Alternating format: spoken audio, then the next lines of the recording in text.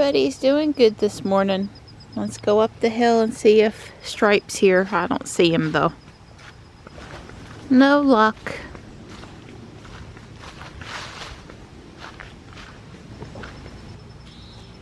It's 61 out here. Yeah, it's kind of humid. You could tell it's going to rain. Gonna rain again, like we need more rain. I don't think we're supposed to have a deluge this time though. No, but I think the guy said a very thin line of showers associated with the frontal system. Like it could be over in a half an hour and not much of anything. But then it's really supposed to turn cool, right? Right, then it's supposed to have a real freeze. So we've ended up with a really nice November. Yeah, that's as right. far as not frigid temps for us. Don's ready for a little cooler air. I'm always ready for no mosquitoes. He came over for some love and now Gray's gonna come, I think.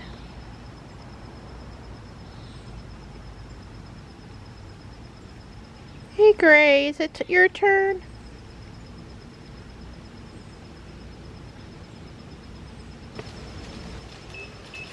No mail.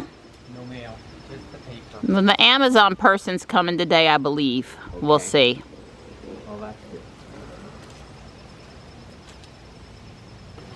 Gray's in the catio watching leaves fall.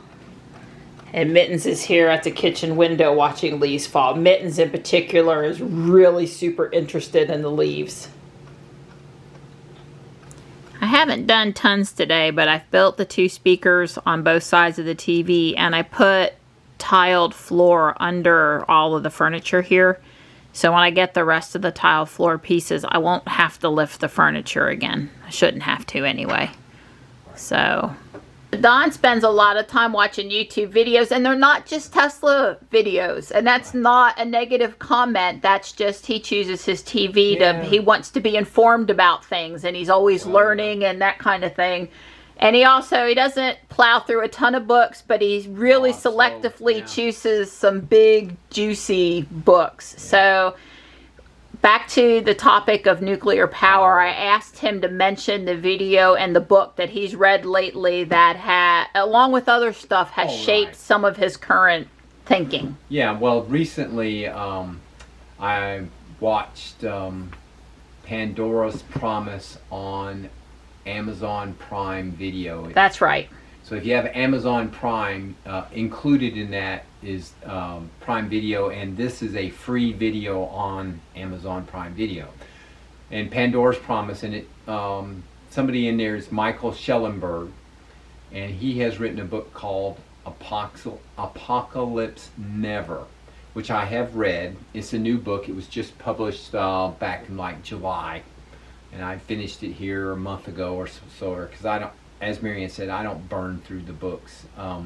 I only let him read for 15 minutes a day. It's hard to plow through books when that's your time allotment. Right, and you know, Michael Schellenberger, he goes into his story even in that Pandora's Promise. He touches on it, but there's plenty of YouTube videos, like a TED Talk that he gives. I guess what I'm saying is, Marianne will get the spelling right, but you should probably Google Michael Schellenberger and listen to him talk about CO2 and nuclear power and renewables and things of this nature. I have a lot of respect, and I basically concur with him completely on the various different aspects. The premise of Apocalypse Never is that certainly global warming is real, it is happening, but it's not the existential crisis that people believe it to be. You know, the world's not going to end in 12 years. It's not going to end in 2050. That's his thinking, and I agree with that. The tagline on the book is "Why Environmental Alarmism Hurts Us All." Right, that's right. And it's something we need to address. We need to pay attention to it, but it's not the most pressing problem. That it gets a lot of press right now, or has been, and it's just not something that we need to deny flourishing to other people on Earth. In other words, we've all, we're sitting here, LED lights, cameras, internet, nice, comfortable home, air conditioning, heating. We can go jump in our electric car. We've got the promise of what abundant, low-cost, reliable energy can do to lives. We're benefiting from it. But there are millions, billions of people on Earth that have not achieved that yet. And a lot of these CO2 type policies were basically denying these people access to abundant, reliable, low-cost energy. That, in other words, it's okay for us. It's very similar to people who get in jet airplanes, fly across the world to protest CO2. I mean, please, my God, they give up soda straws, and when they dried their hair in the bathroom this morning in the hotel, they used more CO2 than all the soda straws they're ever going to consume in their life. So I'm not minimizing any of it. Everything helps, but we are being a little bit naive in our thinking on CO2 and the climate crisis or supposed crisis. I don't believe it's the life-ending crisis in 12 years that some people believe. But again, we're all free. But I think if you at least play, if you believe the world is going to end in 12 years, you owe yourself and your family and your loved ones to go listen to Schellenberger or maybe read his book, and maybe you will understand why he feels. And I also don't believe the world is going to end in 12 years. Yeah, well, this goes back to we should all do a little bit more listening to the people that aren't our echo chamber. That's right. Like just going and listening to people that you already believe everything they say or believe, you really ought to take a step back and listen to.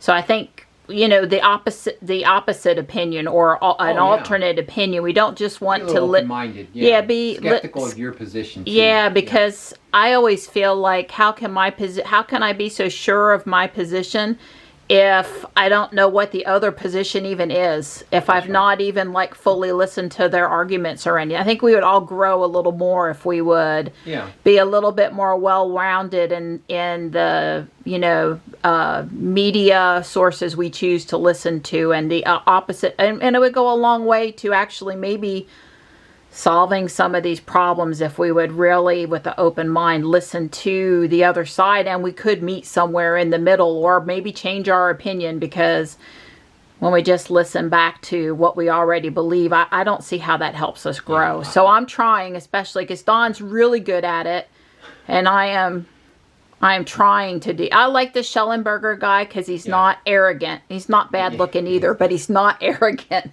There's a couple of people Don puts on, and they're a little too arrogant for me. So they turn me off. And I said, look, if you are so sure of your position that you want to share and change minds, you kind of need to care about not turning off a part of your audience that you probably want to reach. So anyway, give that. I was interested in that video on Prime. I actually missed some of it because I was doing household chores. I saw bits and pieces, and I've asked Don to replay it. So I'm gonna catch what I missed. It was really interesting to me. It's been out for a couple of years. I think it was made in 2000 or released in 2017. Yeah, so. It was really still, interesting. Since it's dealing with human flourishing or humanity, the topics are all still relevant. I mean, even though solar panels may be a little cheaper than they were 3 years ago, or maybe they're a little more expensive, whatever it is, the point is renewables certainly are part of the answer, but they're just not. If you're the only answer. My point is, if you think renewables are going to save the climate, you're kidding yourself. That's what I'm saying. You're very simplistic. Renewable energy is not going to save us if the world's going to end in 2030 or 2050. So you have to either decide the world's not going to end in 2030 or 2050, or we're going to have to do something different than renewables. And I know about batteries and all that stuff too. I mean, that's great. But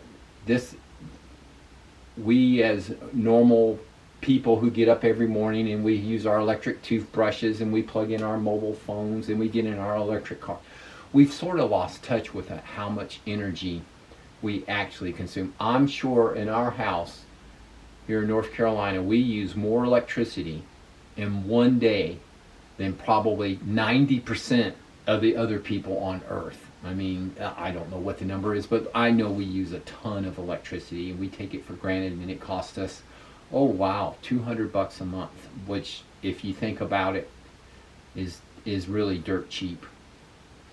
Right. I mean, we support solar. We're always happy absolutely. when we see solar I would love to have installations. solar panels on my roof. If and Walmart battery, Fuquay or Kohl's absolutely. Fuquay wants to go put That- solar panels on their roof, more I don't- power to them. That's great.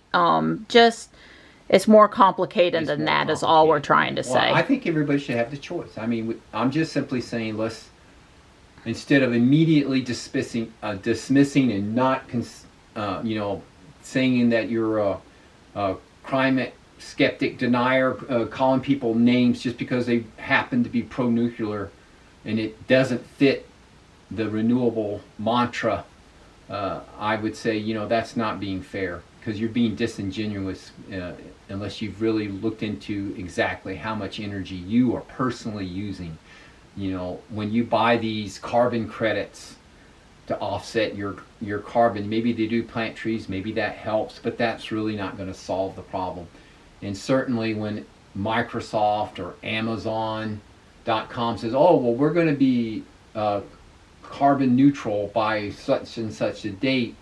Well, if you look into it, what they're doing is they're paying the energy company more money for the electricity to buy these offsets. So what that means is then they're basically using their dollars to say, well, we're all clean.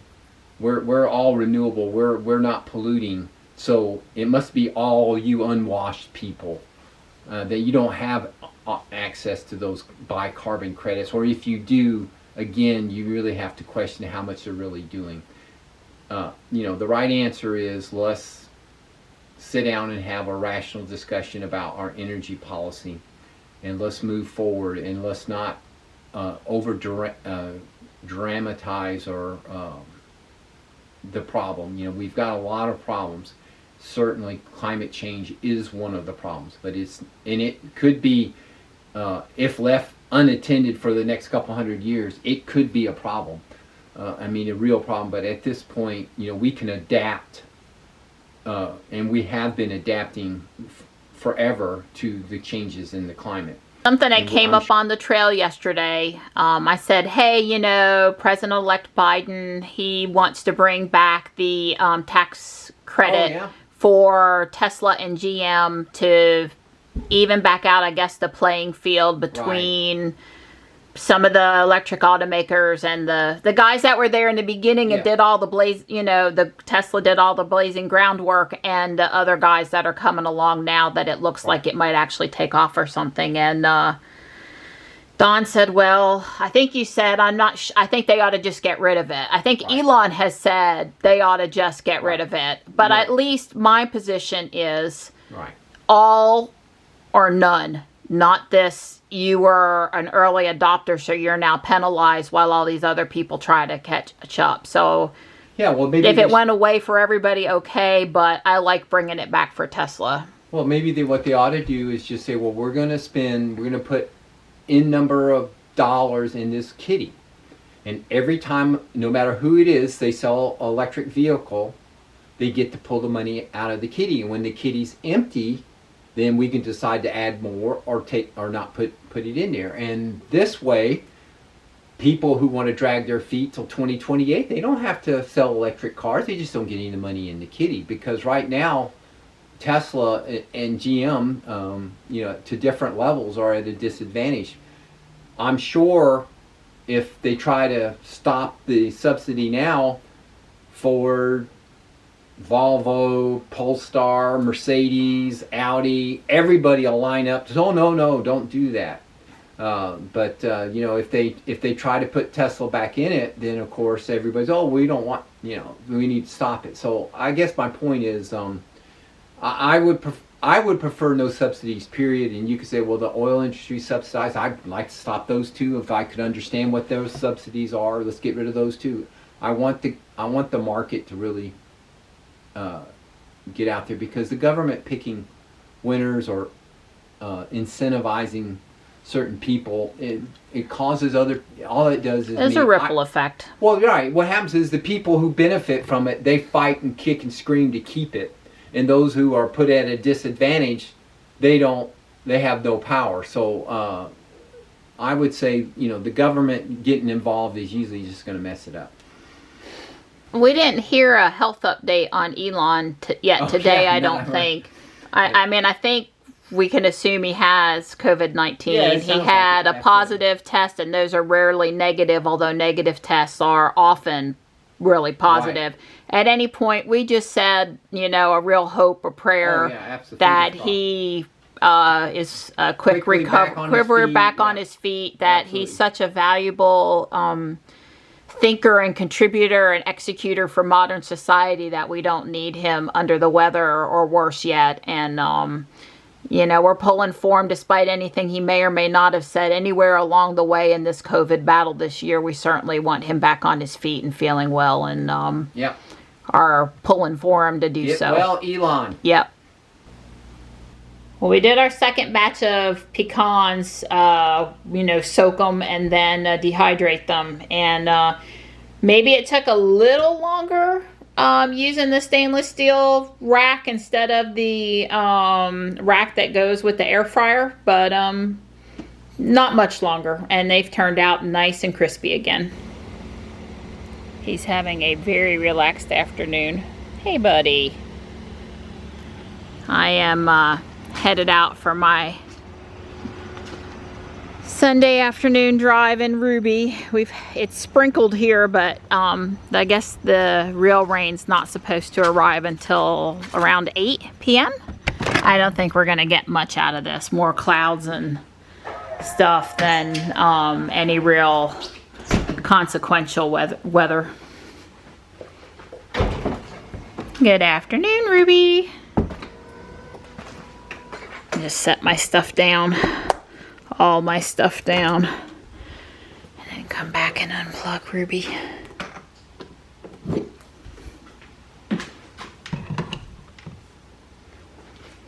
It's nice that she lights the garage up enough I don't need to turn on any lights to see. I actually always really appreciate that. I got a message from Amazon that a package I ordered had been delivered, but it did not come up to the house. There goes a deer. Are there any more of them? I only see the one. Yes, Ruby.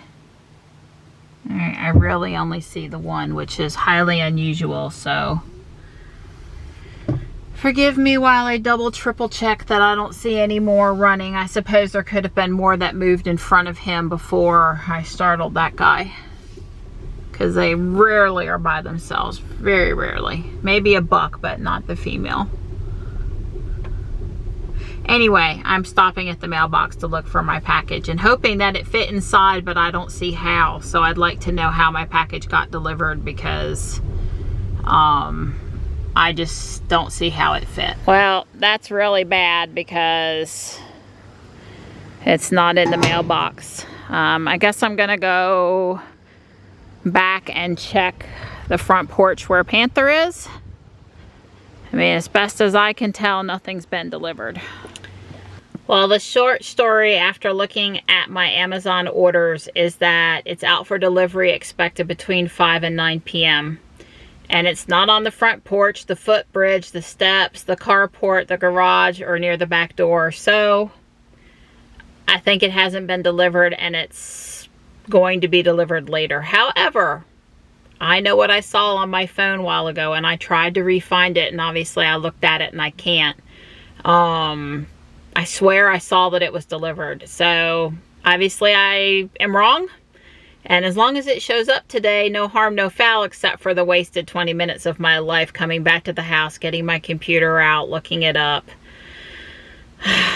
Package delivery. I had a lost package from Walmart this week. You know, we ordered those pork rinds from Walmart, and I ordered some Legos, and it didn't show up. And LaserShip said they'd look into it, and then they closed my case without actually answering what happened to it. And Walmart did say they'd send a whole new package, so they must agree that it got lost. But I'm having a lot of package delivery issues. Like, I'm having to fool around several times a week with where's my package. So I'm not going to be waiting until into December to order Christmas presents this year. There's just too much faulty delivery shenanigans going on. North Carolina fall weather for you. 1 minute it's cloudy and looking like it's gonna storm, and the next minute it's bright and sunny and it looks like a gorgeous fall day.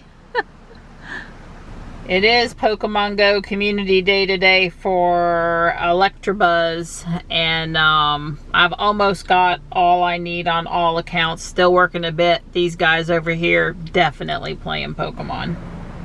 I think because they're closed today, I have an itching to go inside and look around more than ever. Very sad sight today in Fuquay, if you ask me. You know, and the thing of it is they're not just closed today, they're closed tomorrow too. When I was in the store with Michelle on Friday, I did have a chance to speak with Miss Laura, and she was in there putting out new jewelry. And she said she really is sincerely having trouble hiring enough people to staff the store 7 days a week, and she feels it's due to COVID, which I'm sure it is. So yeah, bummer. When the sun's out, it's pretty today. We're in for some real cold this week. I can't say that I'm looking forward to that, but I sure have enjoyed these days where it's been just reasonable, you know, not too cold, not too warm, maybe a jacket, maybe not a jacket, but just reasonable humidity, less reasonable, you know, bugs. Got to spend time sitting outside and enjoying the yard a little bit. You only get to do that a few days a year. Truly be comfortable. I'm still driving around parking, trying to catch a few shiny Electabuzz. I don't need anything from Walmart today, but I was checking out the traffic with the increasing COVID cases. I'm interested to see how people may or may not be changing their shopping habits. And I'd say Walmart's doing a pretty brisk, pretty busy Sunday afternoon shopping. It's going on 4:30 now. I would go in if I needed something, but I really don't. Not today. From sun back to ominous again. I've got all my shiny Electabuzz. I am headed to the house. It's about time for me to think about starting to cook.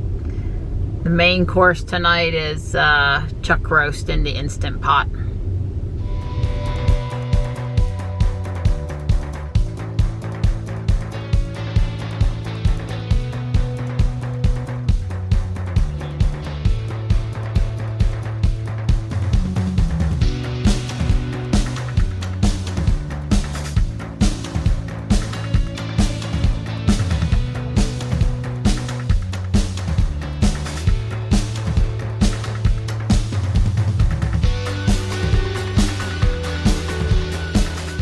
Well, you and him are right where I left you. Yeah, pretty much. He hasn't moved. Well, I haven't moved much. And the other one was here until the Mittens cat was here. Mittens? You had Mittens Yeah. and Midnight? Yeah. Goodness, well, I put his blanket over there for him, you know, when I got up, so. Yeah, well, what can I say? I'm just irresistible. Popular. You're popular. And 3, 2, 1, 0. Ignition.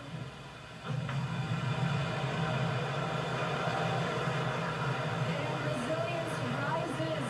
Not even gravity contains humanity when we explore as one for all.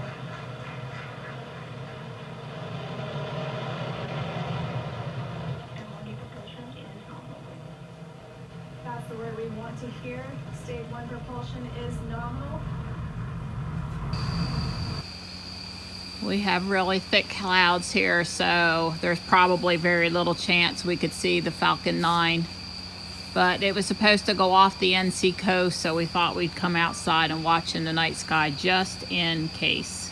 I think it's so low in the horizon that the trees are blocking it. In other words, kind of just looking just a little above the visible horizon. Right. Like right in the clump of those trees is probably, if we could see it, it's pretty cloudy. That's where it would be. I don't think it's going to be like high overhead or anything like that.